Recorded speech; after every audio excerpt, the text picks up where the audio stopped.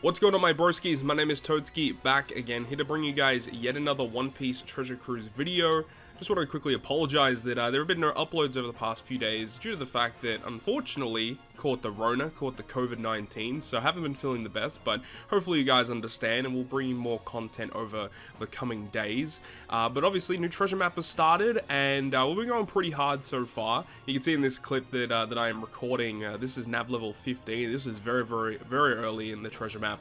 And we're still, fighting for that rank 1 position. As of right now, of the recording of this video, we are no longer rank 1, unfortunately, but it is what it is. Wasn't really expecting to get that anyway. Just wanted to show you guys the actual teams that I'm using in this upcoming treasure map versus Fujitora. So you're seeing the Intrusion fight here, and of course we have the full boosted squad, which does make things a lot easier. If you guys want to see a little bit more accessible teams, I did make a video talking about that on the YouTube channel, so make sure to go ahead and give that a watch if you haven't done so already, just to give you guys, a little bit of a different mindset, different perspective in terms of what you could build to take on each of these bosses. So overall, there haven't really been any major surprises in this treasure map, especially last treasure map with Izo, when there was a surprise, 2 additional mob characters on one of the final boss stages versus Izo, and it just made things a lot more difficult than it needed to be. But luckily, this time around, there really hasn't been any major surprises that have made this treasure map more difficult than it kind of looked like at first glance, so you don't really have to worry about it too much. And luckily, the treasure map Izo from last month is actually very useful against this Intrusion fight here. Getting you around those block slots, removing all of the damage threshold is really nice. But also, Izo's really good for the final stage too, because you do probably want a character that has an ability that can change or get rid of barriers in general. There's actually a lot of barriers in this treasure map, which is kind of surprising. There's usually not one gimmick that they go hard for in these treasure maps, but this time around they decided to do that, and it is kind of annoying because if you don't have the koala, it can definitely make things kind of interesting. But the koala and the hack, those 2 characters will help, obviously, because they are the highest boosters. They get around all the gimmicks, of course.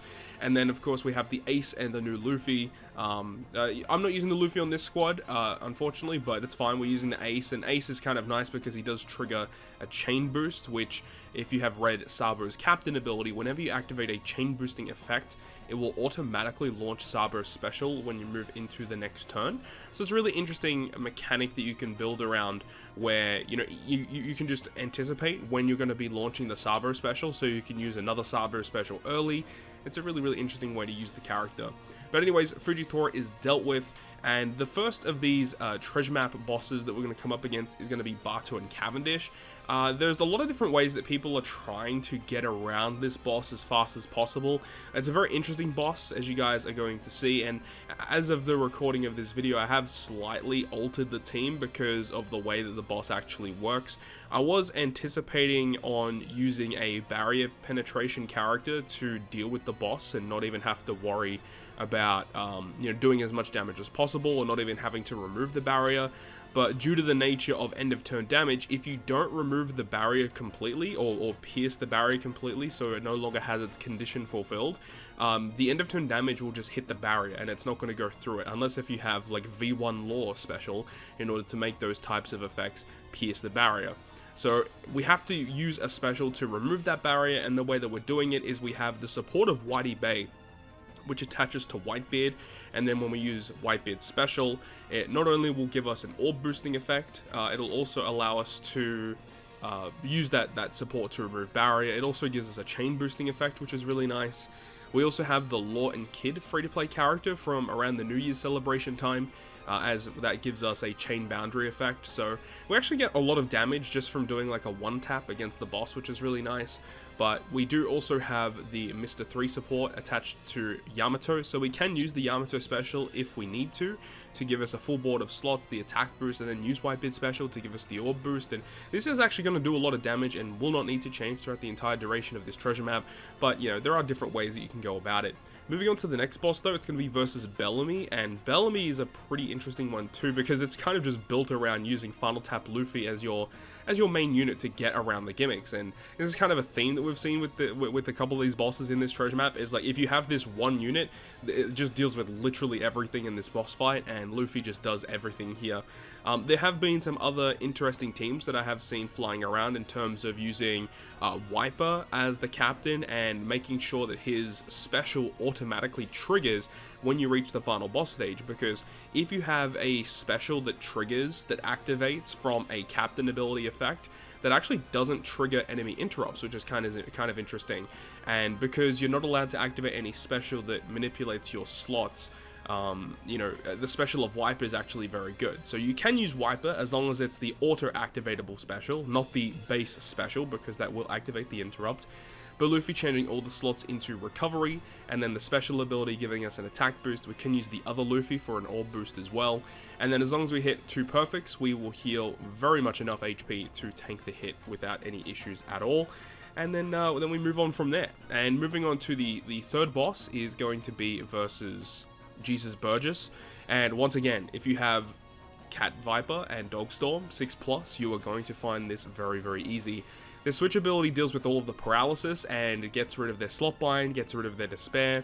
The special is incredible, giving the attack and the color affinity boost, but also due to the super swap being fully charged, you have a full board of matching slots, and you also have an orb boost. So by having an orb boost before launching the Cat Viper and Dogstorm special, you'll also get a conditional boost, which you can proc with the support of Okiku. And because they get around all the gimmicks and give you all of the boosts, the rest of the characters on the team literally don't matter, as long as they're some strength units, I would say, in order to pierce that barrier to give you a little bit more damage. That's really all you need. So it's a very, very easy boss fight. But then after that is the most difficult of the Battle Rush bosses, which is Trebol. Trebol is fascinating because it is kind of built around using the Super Tandem Ace and his batch, with Leonoro and Ganryu and Skull and Mihal, those 2 rare recruits from the Spade Pirates. If you have those 2 rare recruits, they deal with all of the gimmicks. There is additional gimmicks that Super Tandem Ace can deal with, such as the burn with his super type special. However, you don't actually need to remove the burn because it is only 15,000 damage, and if you run some sort of captain with a pretty decent HP boost, it's not really going to be that big of an issue. So as long as you have those 2 rare recruits, they get rid of most of the gimmicks you'll have to deal with, and then they'll also give you the color affinity and the attack boost, and then you can just go ahead and clear it. Another thing that you will need though is some type of effect that can give you a chain lock or a really good chain boost, which is why Super Tandem Ace is very good. Alternatively, you've got Shank's crew, who's also boosted, and they have a 3-turn 3.5 chain lock, and that's going to be more than enough to deal with the chain down effect that occurs after the revive. So that's what I'll be doing in this team example here. Using Roger, of course, with his super type, we can get a full board of matching slots. But as of the recording of this video, I have actually slightly altered my team comp. So instead of starting as Quick Shanks, I started Psy Shanks, and then I also put the Psy character in the middle instead of being on the bottom row. So it means that we actually don't even have to use Roger's super type special to get a full board of matching slots. We can just use the natural slots that are given to us via the Leonoro and Ganryu beneficial orb enable effect. So it does kind of speed up the team a little bit, and it is nice too because we can use Goldie Roger special to wave clear the first couple of stages if we want to as well. So it's kind of nice. It's a cozy team, and you know, we didn't even use the Rayleigh Gaban special, which can give us additional orb boosting effects, which we can extend with Roger as a captain. So overall, this is not going to need any changing throughout the entire duration of this treasure map. And then, of course, the final team versus Doflamingo. Once again, we are using the full boosted team.